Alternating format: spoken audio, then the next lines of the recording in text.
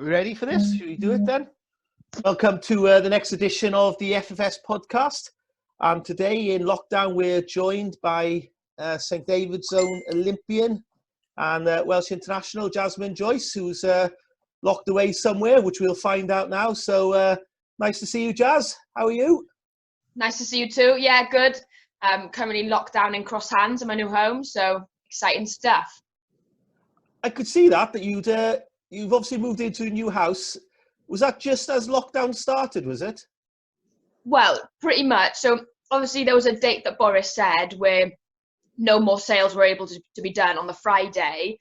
And Friday at 11 a.m. our sale went through, and Boris said at 5 o'clock that night, no sales to be gone through. So literally we had like 5 hours where we had the leeway. So luckily we're in, yeah. Awesome. Well, it's good to be on the ladder, because obviously everything else is on hold. How are you then, Fraser? You all right? Not too bad, mate. Completed my 10K this morning, so got that out the way.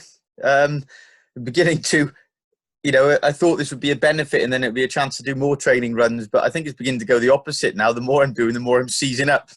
So I'm going out in the mornings, but I'm not too much use of the day at the moment. But no, all's good from this end. We're just carrying on and adapting like everyone else. Yeah, that's all. Carrying on and adapting. That's the buzzword, isn't it? The word. Have you finished your cycling with Shane Williams yet? I've seen you be busy. I have. I've done that, and that's it. I won't be getting on a bike for a while. Right. So, Jazz, how are you coping with things with the lockdown, and what are you up to at the moment? Yeah, coping all right. It's basically like training like a full-time athlete, to be fair, so I'm happy days. But obviously it is hard then, like so bored. Like obviously Alicia's still in work, so like I'm in the house all day doing like nothing. So today actually, Alicia's gone to work. I'm doing a 3-course meal, so keep me busy now for like 3 hours probably, and got some like games to do. So just keeping myself busy by training loads and just trying to do activities where we can do in the house then. Jazz, you know as much as anyone else about the build-up to an Olympic Games and the necessity to peak for an Olympic Games and the psychological effort and everything that goes into it. Obviously, the call in the end for it to come off was to be called off and postponed was inevitable. But how frustrated is it for you having been through the intense build-up, gained selection, to have it taken away from you? And I assume now that selection will be reopened for 2021. Not a case of they'll retain the people who were picked this time around, because as you know, a lot can change in 12 months. Yeah, it has been tough, to be fair, because the last, obviously, 3 years I've trained for the Olympics to be next summer. This summer. So I trained for it to be this summer, and then for them to say it's going to be actually another year, mentally it's quite tough, because now I have to train as if I want to go to the Olympics for 5 years rather than 4, and it's tough enough as it is trying to train as hard as you can, let alone trying to get selected for Olympics. So yeah, mentally really tough, but like I said, it was going to happen, and the health and safety of kind of everything else, it did have to be done, and we wouldn't be able to train as well as we would want to being in lockdown if it was still on this summer. So yeah, it's been tough, but I think an extra year just keeps me training as hard as I can. I don't know about selection process. I'm hoping they keep it the same, as we've almost earned our place there. Understandably, in a year's time, people ain't going to be the same ability. They're not going to be the same fitness. People are getting older as well. So to be honest, I have no idea whether they'll reselect or whether they'll keep the same team. We'll come on more about Rio and the build-up to Rio later on, but just going back a few months now to a different world before there was no real coronavirus pandemic in the UK. Did you find preparing for it and being selected for it easier this time around? Because obviously the first time in Rio, you were still, I remember you admitting to me yourself in interviews, you were still a young girl. It was all seemed like a bit of a dream. It didn't really sink in. This time you obviously knew what to expect, knew what was coming to the elite squad. Did you feel a lot more assured and maybe mature as a person and a player this time around? I found it harder because obviously, like Rio, like you say, I was a little girl, didn't really expect much. It was like maybe something that wasn't going to happen. Like, it was kind of, when it did happen, it was like obviously a dream come true. But I think this time round now, there's a lot more pressure. Obviously, I've been before. I think there's 4 of us in the squad, well, who were in the squad for this year, who had been before. And I think I found it a lot more pressure. Maybe people expected it. So like, oh, yeah, Jazz will go, and then vice versa. But like 4 years ago, I didn't expect it. Everyone else didn't expect it. And then for like me to obviously come back and be like an underdog type person to come back to go, then was amazing. So yeah, this year I think it's a lot tougher. Probably because I know what to expect.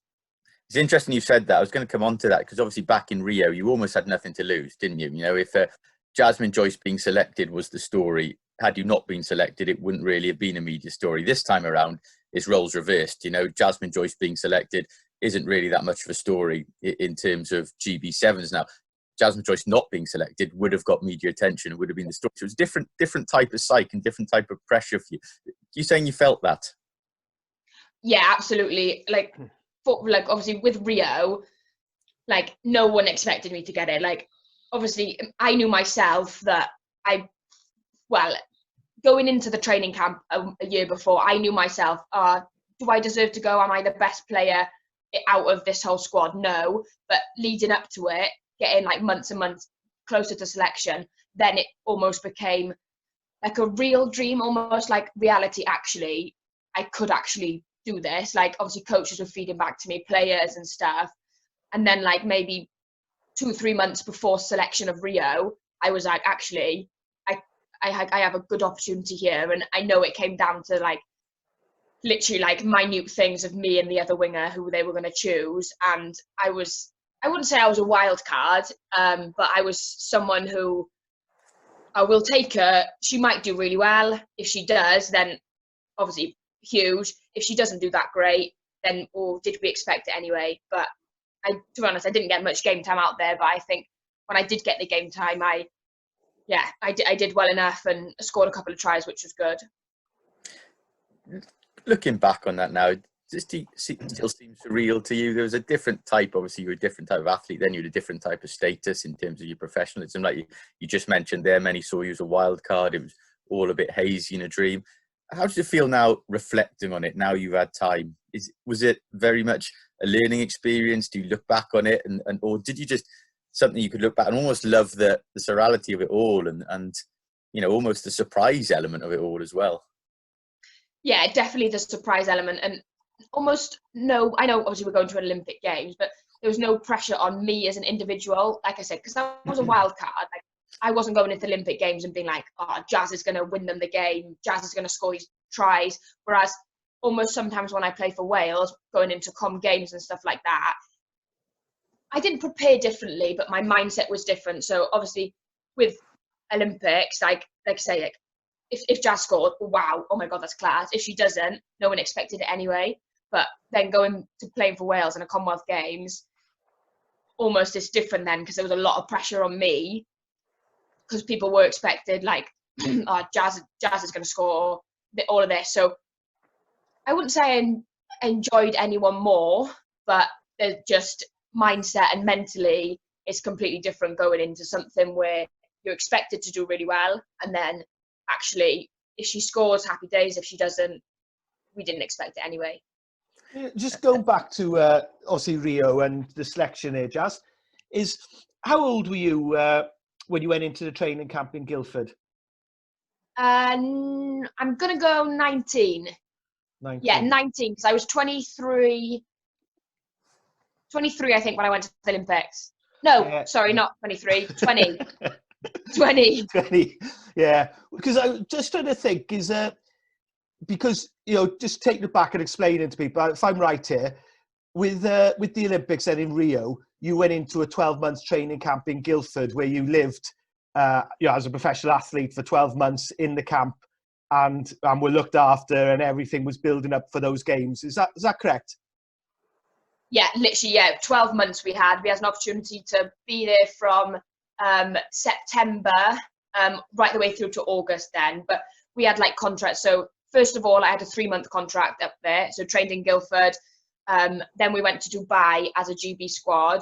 if I performed, my contract would renew and I'd stay on. If I didn't do too well, I'd go home. And obviously it was 2 Welsh and 2 Scottish, and one of the Scottish girls then got dropped after the 3 months. Then we got a contract for a month again. We had another tournament, and then after that tournament, then it was right the way through up until selection. So obviously that's a bit of pressure on you there. But if you go back again to when you started, where was the talent ID to get you onto that camp? What was your sort of, pathway? Where were you picked up and noticed that you can put a finger on it? Yeah, I think we had Euros. So we have Euros every year with sevens where we have 2 legs of it. So that year would have been Russia and France. And I don't know where I got selected from, but I'm presuming that's where it's from because we play England, like Scotland, in those tournaments anyway. So I'm presuming it would be from that. And probably the coach would have had a look from the last, previous tournaments and been like, oh yeah, she looks good, or whatever. And then I think our coach at the time, who was Richie Pugh, he would have had, who was our Welsh coach, he potentially would have had a say in, do you know what, Jasmine, Joyce and blah, blah, blah, have a good shout, give him a shout, give him a shot. 3 months we had, and then obviously me and Laurie, who were the 2 Welsh girls who got up, made it right the way through to selection then. Yeah, it's great. So, and then obviously those Euros were playing for Wales in the sevens. And then before that, you got into the Welsh setup really. Thinking back, was it through sort of play for Harvard West, playing and getting picked for the Scarlets, university? That was your pathway through, yeah?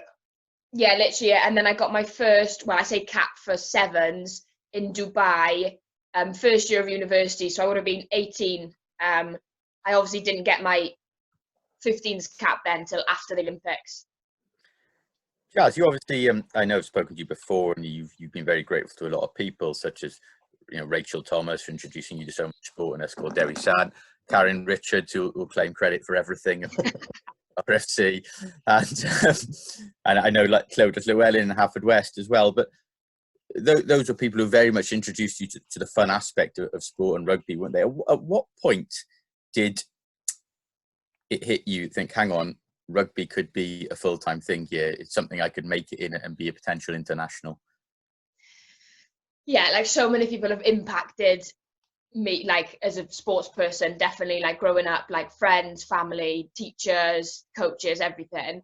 I don't know when there was a pinpoint, but all I can remember was playing all different sports, like hockey, netball, rugby, all of them. And I can remember just going to rugby and enjoying it so much more than the others. I don't know whether it was the people around me, whether it was because I was getting good at it. Because it almost came to a point where I got to like county netball, and I was playing rugby. And almost at that point, I wasn't playing much rugby because I was like transitioning from like playing with the boys from like 12 to 13 to then playing with under 15s Haverford West.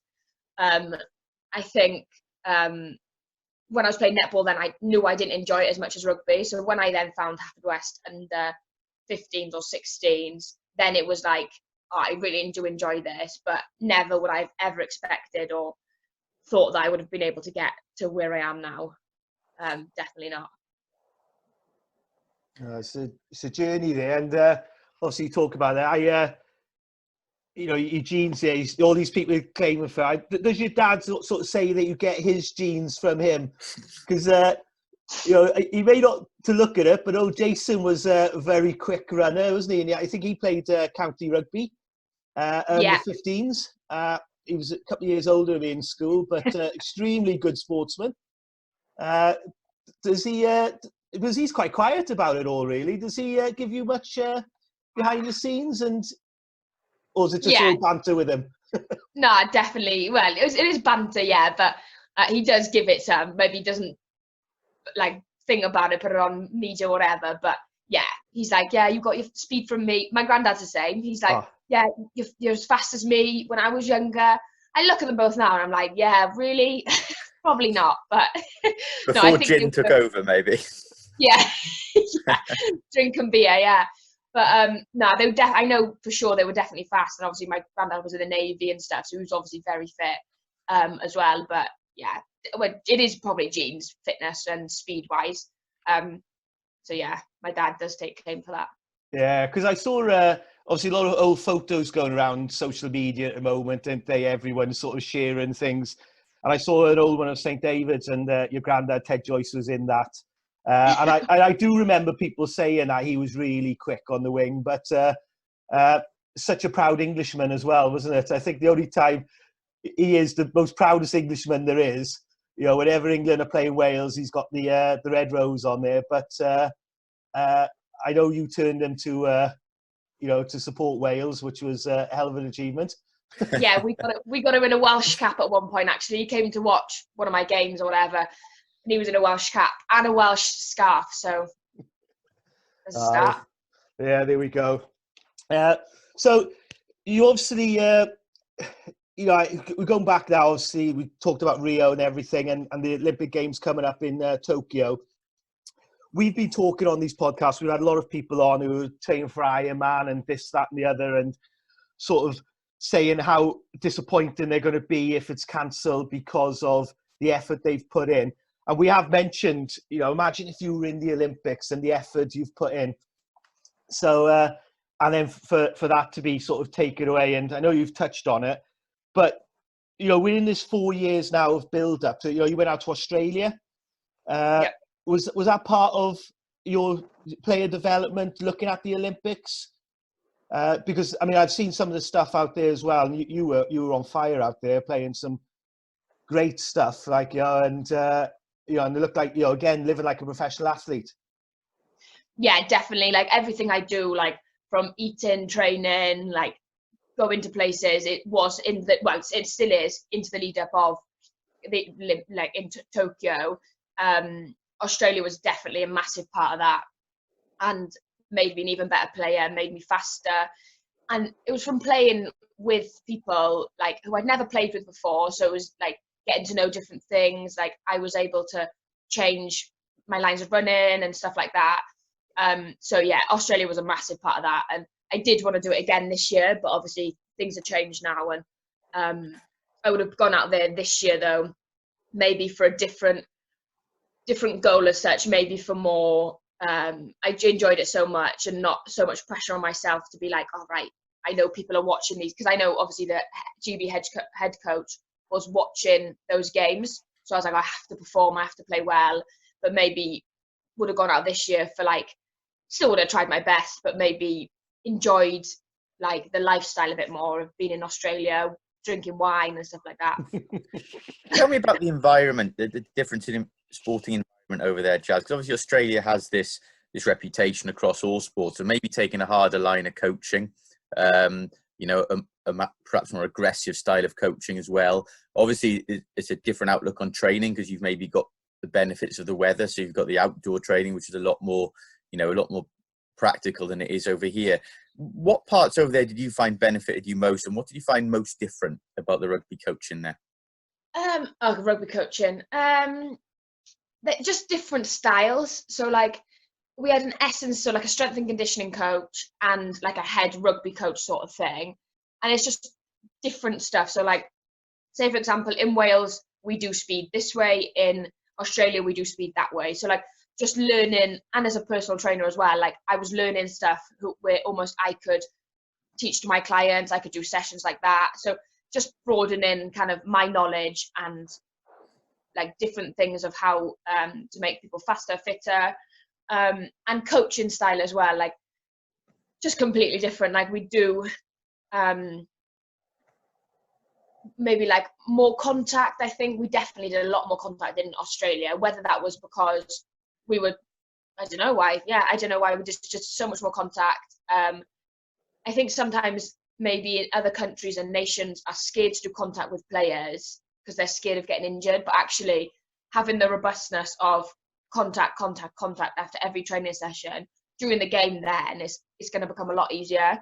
So I did enjoy kind of having, you never enjoy doing contact, but in your mind that's what's going to help you. And I think the robustness and kind of the intensity of the sessions, that was a massive part of it. And the girls around you as well. So everyone's such a high standard. Like, we had some of the Aussie girls come into our training and then play with us on the circuit type thing. And that as well is just learning from them. Obviously, Australia, one of the best teams in the world, like learning from players and playing with them. It was just huge. I mean, you were playing on a 7 circuit, going around sort of different parts of Australia playing. They did name a team of the tournament, didn't they? Am I right in saying that you were in that? Yeah. Yeah, I thought I saw that, and I mean, that's quite impressive, isn't it? You know. Yeah, definitely. And I think there was about 12 teams about 16 teams. And then, at the end of the kind of whole tournament, they named like a best 7. So yeah, I was chuffed to be in that, to be fair. It was well chuffed. Yeah, that's, I mean, you were, I was watching the training that you were doing out there as well, like what you were posting, and it looked awesome, fair play. But, yeah, it was insane. How do you find, obviously when you went to the Olympics and you were, training for 12 months as a full-time athlete, then you go out to Australia, you're doing that, and in between those, you're coming back, and then you're coming back to, an amateur, like you were working for us. And, one of the things I always say to people, like, you see, representing the Olympics and things like this, but, there was, last season and the season before, you were working down the beach for us, doing 2 coast-steering sessions in the day in West Wales, which is a tiring old thing for a fella like me. I had to go home and sleep. You were jumping straight in the car from the beach, driving to the Vale, in Cardiff, training with the Welsh squad, and then being back with us for a 9 o'clock start in the morning. And, and that wasn't just a one-off. That was like throughout the summer, really. So, how do you manage to go from the highs of that to then being brought back down to the amateur, very much amateur? Yeah, it is tough. Like, obviously, all of us girls are doing like full-time jobs as well as practically being a full-time rugby player as well. Like, the amount of training we have is intense enough to be able to make it a full-time program, let alone then having full-time job on top of that. It is tough. The most time I struggled was after Rio. So obviously I took a gap year in my university. So did my first year of uni, took a gap year to obviously train in London, obviously went to Olympics, and then came back knowing that I had to go to university, and all the other girls then were getting contracts to be full-time athletes. And like, obviously I was the only one there where had to go back to like reality, normality, like university. So then it was really tough to kind of get back into it, and really tough. And it's the thought of everyone else then going back into what they love. Like, all rugby players want to be a full-time athlete in an ideal situation, but obviously it just can't happen. So it is really tough trying to manage and balance it. It's just a good thing I enjoy being busy. Otherwise, my mind would have been gone a long time ago. I mean, you're obviously able to this point of cope with it very well, Jazz. But is it, you look at the English women's setup and the French women's setup, and obviously, it's a professional setup, isn't it? A lot of these English players, they are full-time rugby players, what you've just said a lot of girls in Wales want to be. How difficult is it, and almost disheartening, when you're in a 5 or 6 Nations Championship, as it is now, when you are essentially an amateur side playing against professionals, and the gap is there is an inevitable gap there, and that's not a slight on the Welsh team. That's inevitable consequence of the difference in funding and professionalism and so many other things. Is that a frustration for not just you, the Welsh team as a whole? Yeah, I think it is, and not just us as a nation, but Ireland and Italy as well. Like, France and England are, like they say, they're just going up and up and up, and we're getting left behind. Like I say, it's not necessarily our fault because we can't do anything else. Like, no. England and France are just getting so much better. And it, like, you go into a game of playing England and France, and yeah, we want to win. Like, I love winning, but it does come to a point where actually reality has got to be like, maybe not going into the game to win it, because it's not a possibility. It's not impossible, no, but there comes to a point where actually let's try and have like a realistic goal in our mind as well. Like, let's try and keep the points between this, not let's try and win this. Like, I'll always go into a game and say I want to win this, but like reality's got to come to a point where it's unfair. Like, that's the thing, it's unfair us playing against England and France. That's a difficult one. I mean, you know, you said that when you came back from Rio, you hadn't been capped by the 15s, did you? No. Was, you know, and people getting professional contracts, things like that. And then, you know, we touched on obviously your granddad's English, and you know, was there ever a call or any discussion with English girls that, you know, saying that you would have qualified for England? Was that, you know, and taking a chance to go professional with them? Yeah, there was definitely people asking me, like, slyly saying, oh yeah, come to England or whatever. But like, it's different in it. It's not just going to live in England, or it's not that, like, it's a passion in it. I would not be able to go onto a rugby field and play for England like the same way I would be able to play for Wales. Like, yeah, at the end of the day, a lot of the men, not as in nationally, but a lot of the men moved to like France and stuff for money. So it's a job at the end of the day. So I never thought about it. But then now I'm like, well, it's a job at the end of the day. Like, people are doing it for jobs. Like Meg Jones, for example, she was obviously with us all the way through UK school games, under 18s. And then obviously she's class now. England said, like, we want you, whatever. She went up there and now she's on the World Series stage. So she's obviously made that decision for herself. But I obviously went Wales. Yeah, definitely. I wouldn't be able to play for England, like, with the amount of passion and kind of heart I do for Wales. Not a chance. Obviously, like Fintan said there, you came back from Rio, and eventually the call for the Welsh 15 setup came. You then went to the World Cup with the Welsh 15 side, and you've become pretty much seasoned campaigner for them in the last now 3 or 4 years. How do you find the transition now? Because obviously you're playing a lot of 15s, you're playing club 15s in England. 7s are still a huge part of your career. You know, you're mixing both. Whereas that hasn't always been the case in the men's game. You know, I've spoken to a lot of the Welsh 7s men's side that won the World Cup. Their only senior World Cup win of any kind to date in 2009, and they were almost treated as outcasts by clubs. You know, they put their 15s career very much on hold. It almost ended 15s careers for some of them. The commitment they gave to the Welsh international 7 setup. In the women's game, there seems to be a lot more, you know, freedom, if you like, to combine the two. But how do you find it? Because they are totally different playing styles. Yeah, they are different. Like, it's rugby at the end of the day, so you still learn ball skills, fitness, speed and stuff, but the transition is tough. Not so hard for me maybe as a winger, just have to catch a ball and run anyway, so doesn't make a difference for me, but it is tough, like, regarding like body weight. Like, obviously in 15s I don't really get an opportunity to run fast unless I'm chasing back a tackle. Like, with the ball in the hand, there's a rare opportunity where I have to run as fast as I can to score. Whereas in 7s, that happens repeatedly throughout one game. And it's different.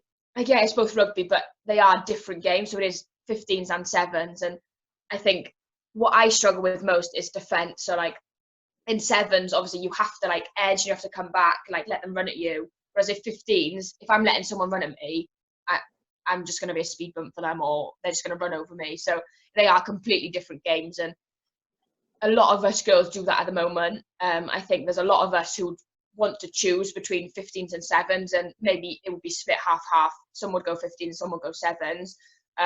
But at the moment, we get the opportunity to play for both, and there's not enough tournaments for either 15s or 7s to just do the one. So it is tough. And because maybe we don't have the same player pool here in Wales as in countries like England and Australia, it would probably be, I mean, correct me if I'm wrong here, but I think it would be counterproductive to assign girls to either 7s or 15s, because there's so many like yourself playing 7s who are also playing integral roles in the 15 side as well. Yeah, I agree with that, to be fair, because there's so many of us transitioning to both. Like, pretty much most of the 7s team, so that's what, say maybe 20 of us girls are actually in the Six Nations squad as well. So there comes to a point where actually, if you split them, you either ain't gonna have a team, or the standard of that team is just gonna drop dramatically down. Yeah, I mean, I watched. I think it was the last 15s game. Maybe you played in was the Ireland game. Yeah.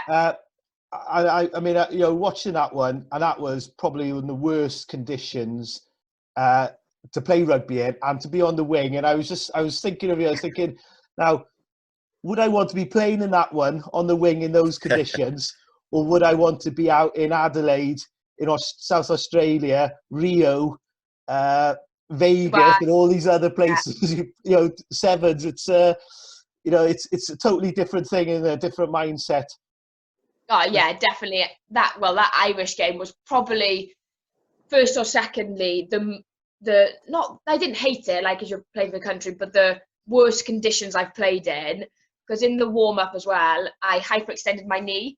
So hyperextended my knee, badly bone bruised, so I could barely walk on that leg. And then conditions like that, it was just like, and then I got subbed off. I was like, yeah, get me off. I'm no good on this pitch. Yeah, but it's completely different. Like sevens most of the time is in sun. 15s most of the time is in, because obviously Six Nations is mostly horrendous weather. I mean, there was games being called off everywhere that weekend, wasn't it? And that was one of the few to go. It was just, not a game for a winger. No, and this year actually there's doing two things in there: the storms and obviously the virus that have kind of played a part in people losing games in the Six Nations and stuff. So this Six Nation was all apart. I don't even know who won it. I don't even know if they can crown a winner or anything. No, Same as the men. Yeah, I know. I think Fraser's was talking about a point. Fraser, where women's sport goes from here, really, isn't it? Yeah, so I wanted to come on to you with you, Jazz, because it's been quite a public issue, and it's been covered quite widespread actually in the last week or so. There's a lot of sportswomen, if you like, in different sports. They've come out in rugby, in football, in cricket now, and so on. With the 100 yesterday being postponed a year, they really fear for the future of women's sport once we come out of this coronavirus pandemic, because obviously, people are saying, for example, men's football has problems in the professional game, but the problems there are mainly moral conundrums. Do we try and finish the season? Do we award Liverpool the league, and so on? No matter what financial hit it takes, there is enough money for that to get up and running again. And the same probably applies to professional rugby union, even if there's got to be losses and cuts in the long term. Now, women's sport has come so far, as you know, in terms of publicity, in terms of promotion. I think there's a lot less chauvinism now regarding it. It's seen in a different light. People are paying a lot more respect and media attention to it. But the brutal fact remains, it doesn't have the finances to compete with the men's game at the moment. Even the professional women's rugby players are on nowhere near what the men are earning. I was reading yesterday with the cricket that this 100 competition, the lowest male earner, I think, was going to be something like double the amount of the highest female earner. That's the reality of the financial figures we're dealing with and the disparity. Do you fear for the future of women's rugby and women's sport as a whole once we get back to normal, whatever normality is after the pandemic? To be honest, I haven't really thought about it, but obviously the men get paid a lot more than us, and there comes to a point where actually that's understandable due to the amount of media attention, fans, and everything they bring in. That's obvious. But now the unions aren't going to have as much finances for the men, so our budget then is going to go even lower because they're going to want the men to have the money. So I think all of this is going to have a knock-on effect of everything.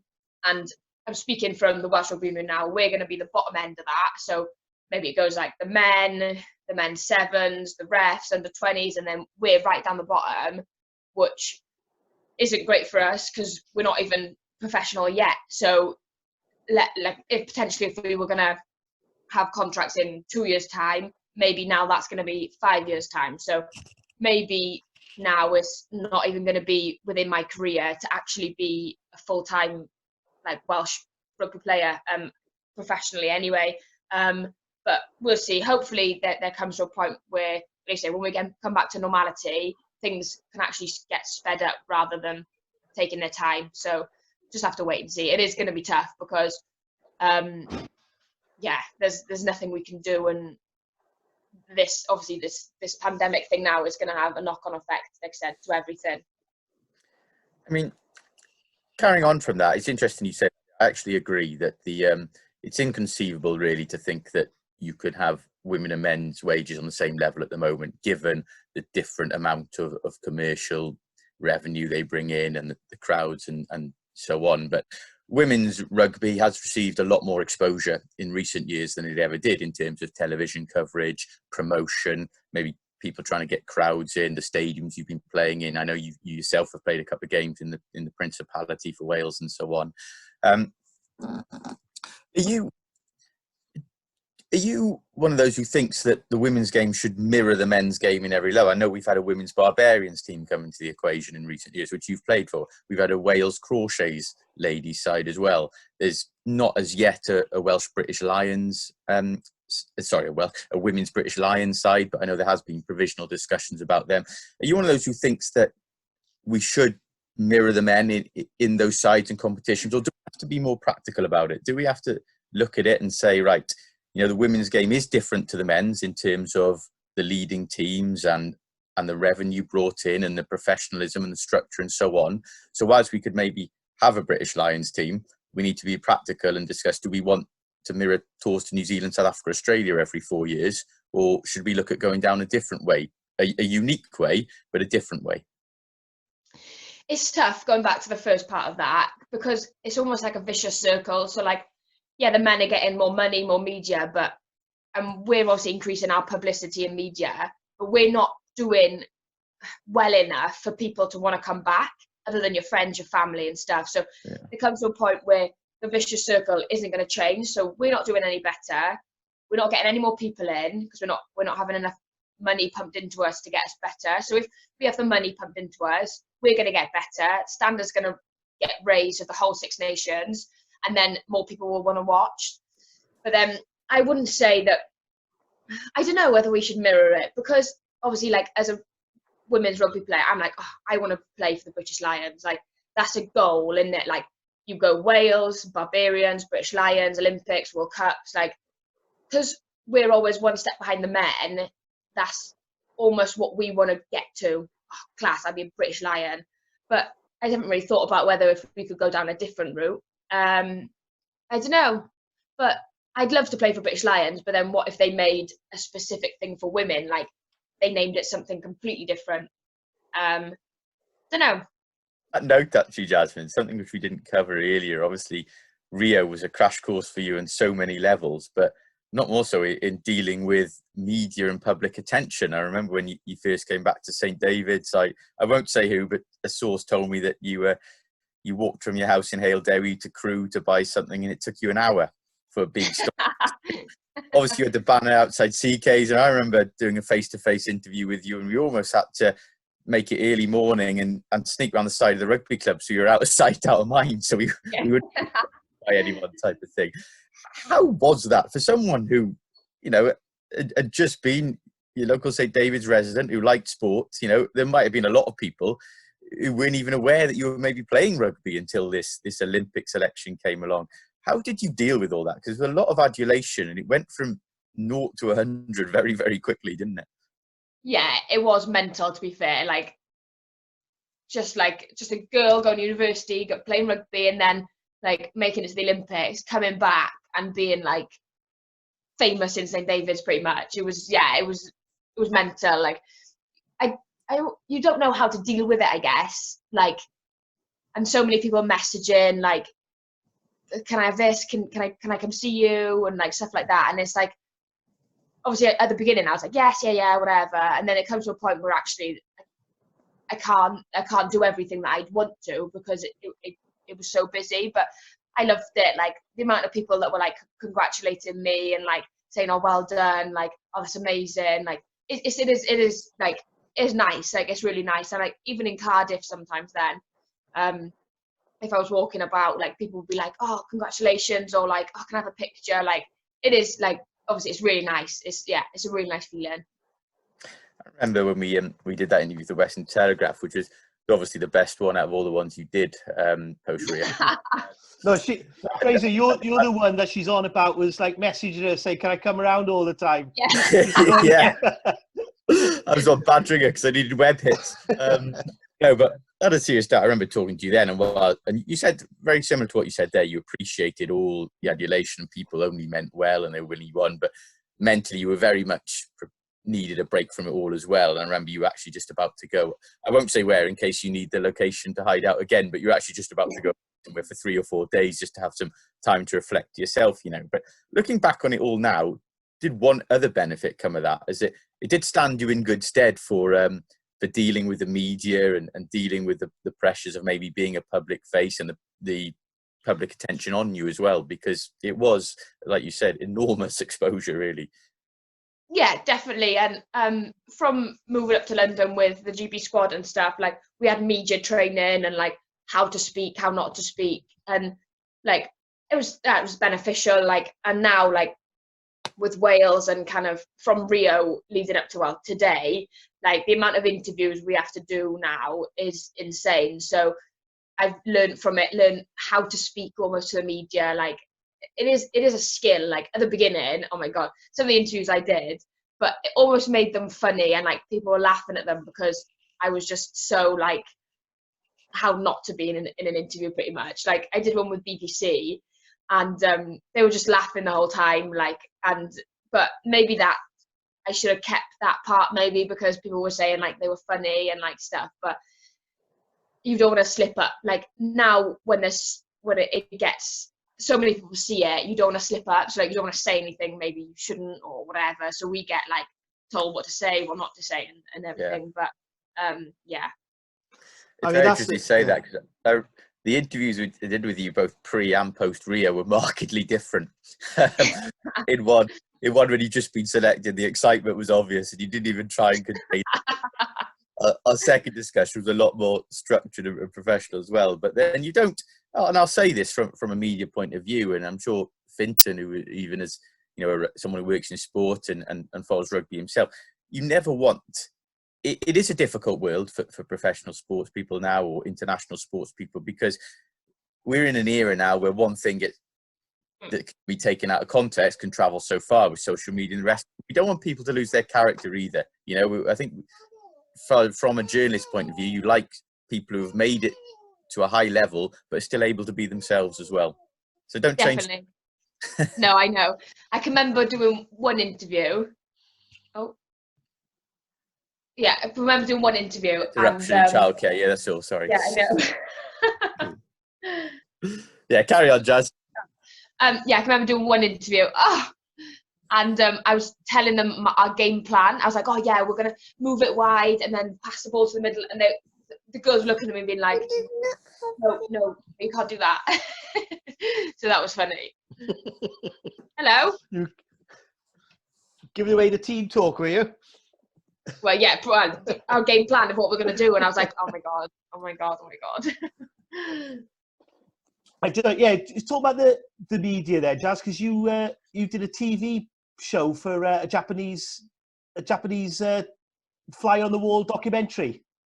Yeah, they were just messaging our team manager in Wales, being like, "Oh, we want to do a documentary on Jazz," and she asked me, and I was like, "Yeah, of course I will," or whatever.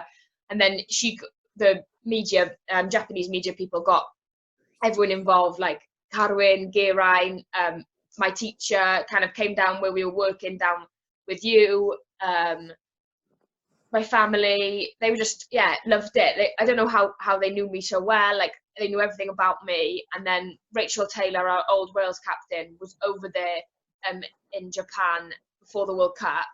And she was saying I was like on like banners, like in markets, like hanging up, like on adverts. I was just like, this is mental, like literally mental. Because I mean, I remember because obviously we were living in the same street at the time, and sitting in my living room. Not that I curtain twitch or anything like that, and what's happening in the street. But I thought, what the hell's happening out there?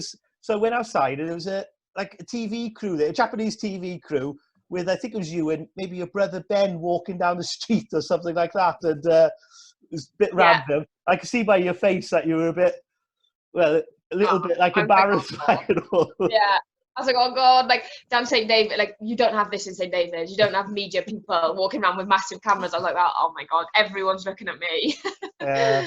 Everyone's coming out of the street, like looking down. So what's happening there? What's going on, like? Was that in lead up to Tokyo 2020? Was it? Yeah, So it was about 2 years ago. It was, and they wanted to in the lead up of it, documentary about it and stuff. Because I was saying now, obviously, we were saying that earlier about the year. It is 2020 now, isn't it? Yeah, and 2021. Yeah. Yeah. I know we've been over this, but we don't even know what year it is or what day it is or any, but it's 2020, but the Olympics are going to be in 2021.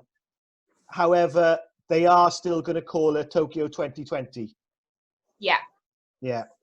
Yeah. That's because obviously all the merchandise that they've bought in and stuff like that. Yeah. Yeah. Well, yeah. When the Japanese people came over, they bought me loads of gifts and stuff, and I had loads of towels, pens, books. I can't even remember what else there was. And obviously it says Tokyo 2020 on it. And I thought the other day, I was like, oh God, if they have to change all of that, it's going to cost even more than kind of whatever burden they already would have had now financially. But obviously happy days, they're going to keep it to Tokyo 2020 now. I mean, if that was 2 years ago that they printed that stuff, I'd imagine now they've just got thousands and millions of pounds worth of kit already done and banners done. So I'd imagine keeping the date is a financial thing as well as anything else. Like I was saying before, we do T-shirts for events and we have 300 sort of made up and they've got the wrong date on and we have to lose them. That's I mean, I'm not comparing us with the Olympics by any stretch, but Rastowy Sant is the equivalent of the 100 meters in the Olympics. But yeah, I can understand what it's like then, isn't it? That's so all little things. To clarify, Finn. To clarify, are we doing Rastowy Sant 2020 next year or 2021? No, 2021. 2021. Yeah, I might run two. Yes. Yeah. Well, I better have two dates there, just because you don't know what's going to happen next year. It'll be No, something else, God, no. It's like everything. They're throwing everything at us today. Yeah, absolutely. Right, we'll fast forward 12 months, so to speak, now, and you're preparing for Tokyo the summer of 21. Assumably, you're still in the squad. You're going there. Obviously, Rio, we've gone over that. What an amazing experience for you. It did ultimately end in a little bit of disappointment for the team. That fourth playoff match with Canada, obviously an Olympic medal would have meant so much. Is that something you're very much looking to put right this time around? And does that still hurt? Because we've spoken to so many people, me and Finton, over this, who've gone through a range of experiences and highs and lows, and they can still pick out moments pretty vividly, which of great joy and disappointment in their careers as well. Does that game still hurt you? Because it was perhaps the one game in the tournament, I would say, where you guys maybe didn't perform. Is that fair to say? Yeah, it does. It does definitely still hurt. I think I haven't watched the game back yet or anything. I don't know if I ever will. I don't think there's any point now. But yeah, because it's not just it was scored in it. If you want to watch that bit. yeah, just that bit. Clip that bit. I know it's a clip I'd be watching. Yeah. Yeah, I think it was from winning a bronze medal in Olympic Games to come in fourth, where no one's going to remember who came fourth. So yeah, it does still hurt, and I know it hurts still a lot of the other girls. So hopefully, there's 4 or 5 of us in the squad now. Hopefully, if we actually make it to Tokyo, we're able to put that right. And I think there's a lot of people out there who aren't expecting, England or GB to do very well in this Olympics because they're not doing very well on the circuit. But different teams prepare for different kind of goals and end outcomes, and you prepare for certain tournaments. So I know as GB or England are going to prepare for Tokyo, 2020, 21, not the lead-up tournament. So, and the benefit of us as Team GB actually is no one's going to ever have seen us. People would have seen us individually, but no one knows how we play, what style we're going to play and stuff like that. So that's really exciting as well. Yeah, I mean, I don't want to make you feel any worse or hammer that point, but finishing fourth is got to be the worst. Isn't it? You know, and again, not quite at the Olympics, I must admit. I remember someone saying that to me. We did the Welsh Championships, or the Great British Championships, surf lifesaving, the 1K race on White Sands Beach, and finishing fourth in that, and being overtaken at the end. And you got medals, you got a podium and everything. Oh, no. And the guy said to me, he goes, finishing fourth is, you might as well finish last. It's the worst. So close to you, but I mean, and the thing is, you've beaten Canada in I know in the earlier games, didn't you? Was it the group stages or? Yeah, we beat them in the group stages. Yeah, we had them in our pool. Yeah. Oh well. But, yeah, these things happen, and at least hopefully you'll get the chance to put it right in 2020. Definitely. Hopefully, yeah. One. Yeah. So you went down to obviously just with the Sevens, well, down to Australia with the Commonwealth Games with the Welsh Sevens as well. Yeah. How did that that go for you? Well, yeah, it was good, to be fair. Like, us as Wales were never expected to do well. Like, we were competing against all professional teams like England, Australia, New Zealand, all of that. So we were expecting that. We were going there almost expected to come last. There was 8 of us teams, and we were ranked at the bottom. But we came 7th out of 8. We beat South Africa in our final. So that was amazing. And that's one of the best tournaments or kind of games and stuff I've played in, just because it was the Commonwealth Games, like, it was Sevens, my family were in the crowd, like, it was amazing. Hot country, it was class. Yeah. How did you deal with the build-up of that, Jazz? Because you went from your major Sevens tournament before that in Rio to being the wild card, and then taking Wales into that, you were very much seen as the leader of the group, almost the one with you were still at a very young age, but you were the one with the experience. You were the one who had played at the top level of Sevens. It was a completely different, almost responsibility on your shoulders, wasn't it? Yeah, it was tough, and we had a tournament just before that in Hong Kong for the World Series qualifiers to get onto the world circuit. Obviously, we didn't do well enough in that to qualify. We weren't ready anyway, and we knew that as a squad. And then almost going to the Commonwealth Games for us was like a reward, like a how can I explain it? Like, go there and enjoy it. Like, no pressure on you. And to be fair, the coach was almost like that as well. Like, obviously we want to win, but I think it helped that we were so relaxed and so just excited to be there that we did well, better than we thought. Yeah, like, there was a lot of pressure, but I think from Hong Kong, the week before, I had so much pressure on myself then. By the time it got to the Commonwealth Games, I was almost a bit more relaxed, and actually there's no pressure on us. If we win this game against Australia, then, oh my God, it's going to be massive. If we lose it, it makes no difference because people expected that from us anyway. So it was almost there was a lot of pressure still because I wanted to perform on the big stage, but it was a bit less pressure because we enjoyed it and stuff. I was going to say, when you came back, I'm not sure if it was Commonwealth Games or there was another tournament down in Australia that you came back in end of January. And I think, and this is just to show to people and highlight, how hard working, how difficult it is for, amateur players, that, the sacrifices. I think you arrived in the UK, it might have been something like, or in Wales at 2:00 in the morning. And then you were with us at 9:00 in the morning for coasteering training with ice. Yeah. So you were coming from Australia, the Gold Coast of Australia, February in Aberystwyth in the Blue Lagoon, and it was ice on around.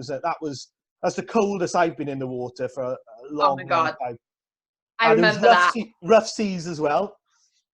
Yeah, it was freezing, like absolutely getting in the water, like, and even Jet, he was freezing as well, wasn't he? Like, yeah. And it was horrible. I know. I was thinking you just got off the plane there, because I was thinking as well, like, I've got a bit more body fat percentage than you, just a little bit more. Like, not after lockdown. Not after lockdown. And I was thinking, as an athlete, I think you and Harvey were there, both skinny as anything, both absolutely freezing. But I mean, you know, that goes on to, you know, obviously you're working that, or you're in lockdown now, obviously, but you've got into the PT world yourself, haven't you? Yeah. How's that going for you, and where are you? Where are you with everything? Yeah, it's good. I'm enjoying it, to be fair. Yeah, I'm enjoying it. I think maybe in the long run as well, I potentially want to be a teacher. So I'm going to look to do my PGCE, become a teacher, and then have personal training, like as like a background type thing. Going to make a gym in my shed in my new house, so I can have people around and do it that way rather than working for a company. Yeah, that's great. Yeah, so you just do some videos now. I do like watching them. They are good stuff. Like, you know, better than your TikToks. Well, Oh, I'm obsessed with it. I'm obsessed because I'm so bored. Like, I never, like, when we're not in lockdown, obviously, with training, working, like, I don't have time to go on, like, Instagram and all that stuff. And I don't know, everyone was doing TikTok, so I downloaded it. Oh my God, I'm like that all day. Like, I'm like, I need to get off my bum and do something, like.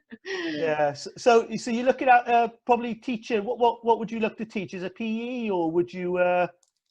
Primary. So I'd look to go to primary school teaching. Yeah. Definitely. Not geography though. Oh, none of that. Geography, history, no. Unless it's for babies, like baby infants. Yeah. You did ask me how you got to the cathedral in St David's, like, yo. Oh yeah, I don't.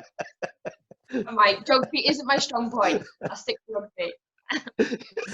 Yeah, well, you know your way to the try line, that's for sure, like, you know. Yeah. That's my geography. Yeah.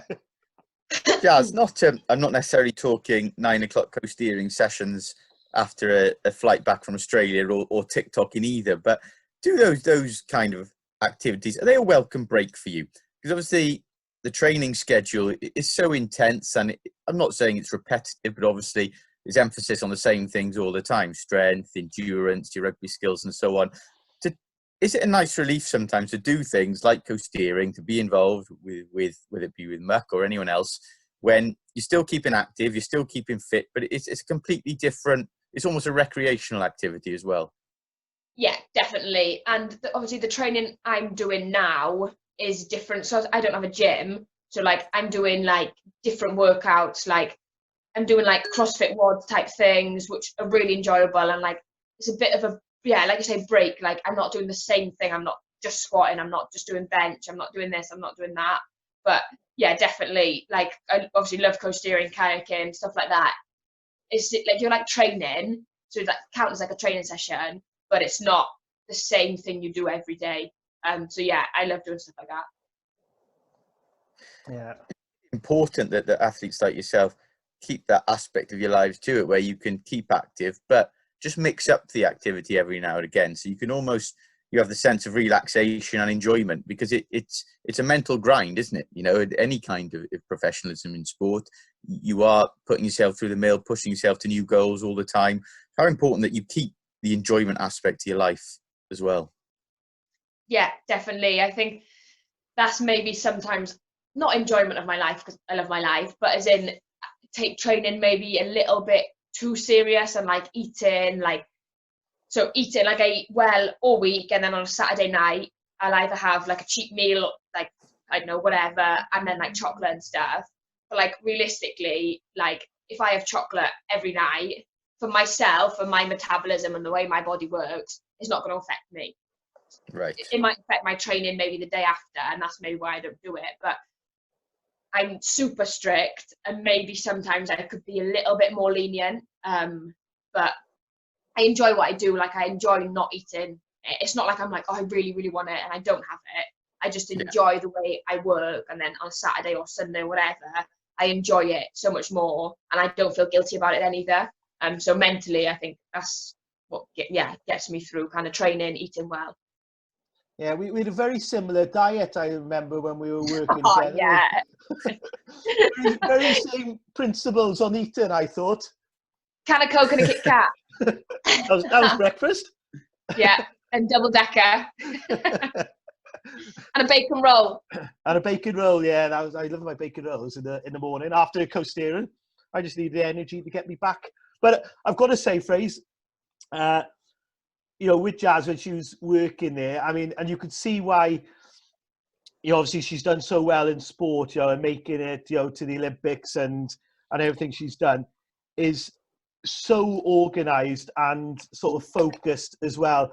And, when you've got people working for you, and I'm sure the boys and girls work with, who we're all friends with, and, they like to sit around and talk if things are quiet, but, and perhaps just do what they have to do. It's just nature of the beast. But you leave Jazz alone there and you come back and she's tidied, reorganised everything.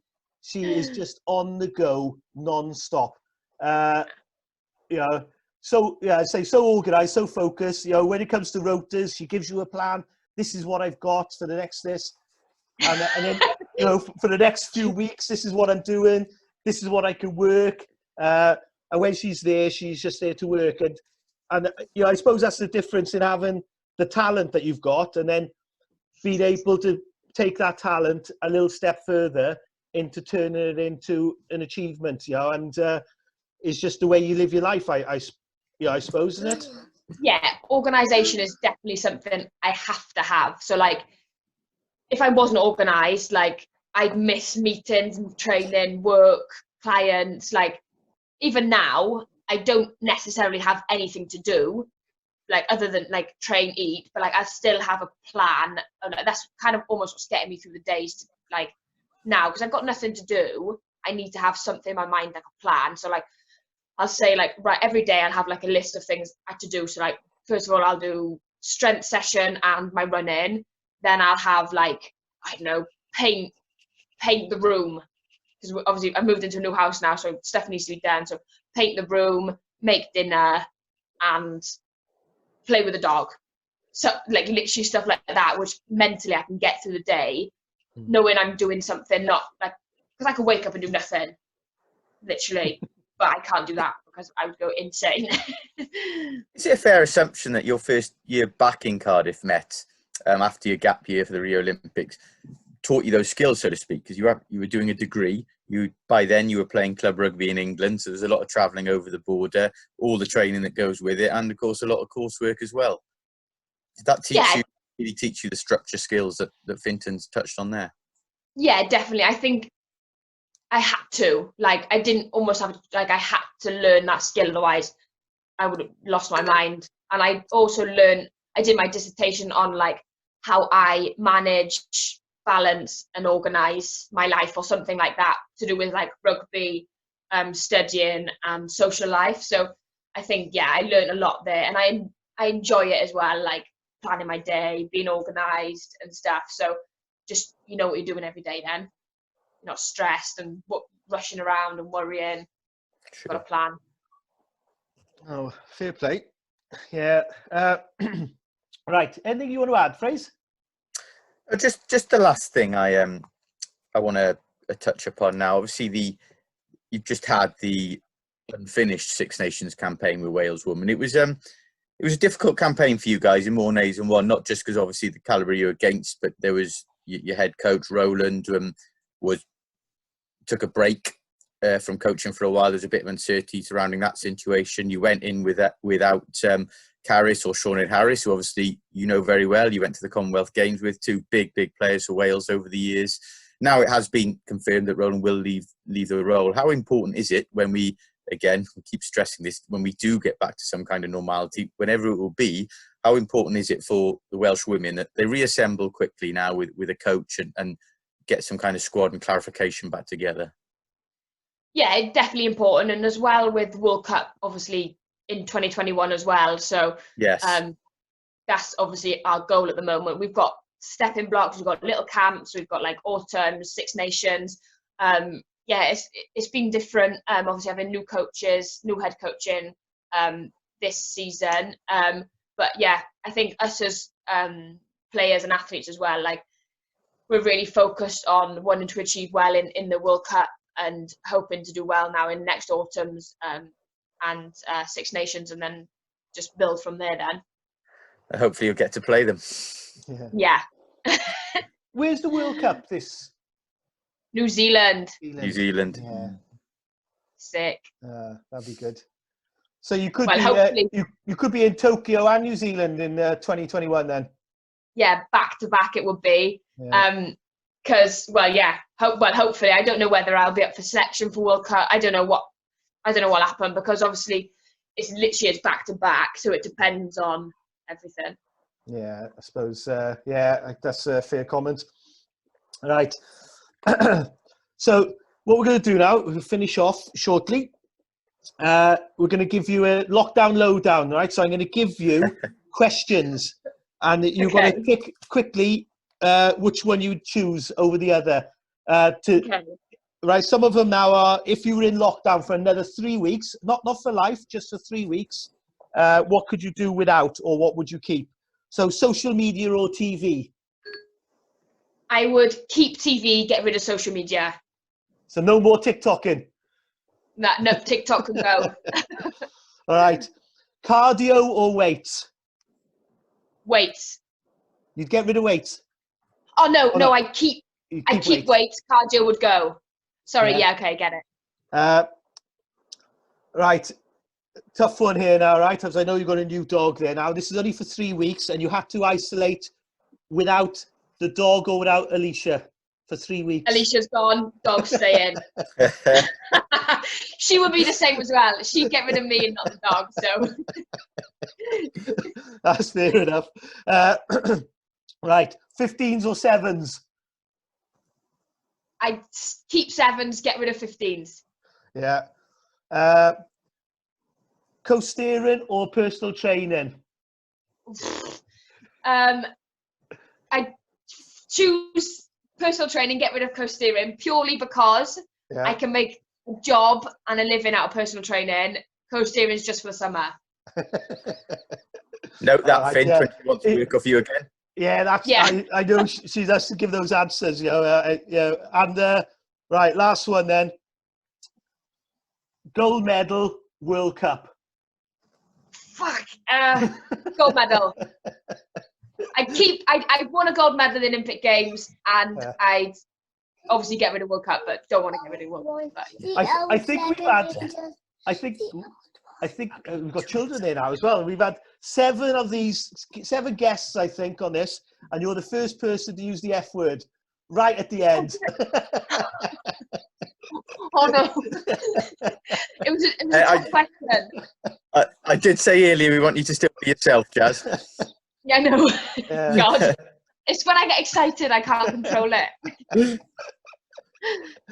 Well, you got quite excited there then about the possibility of a gold medal. I know, I did.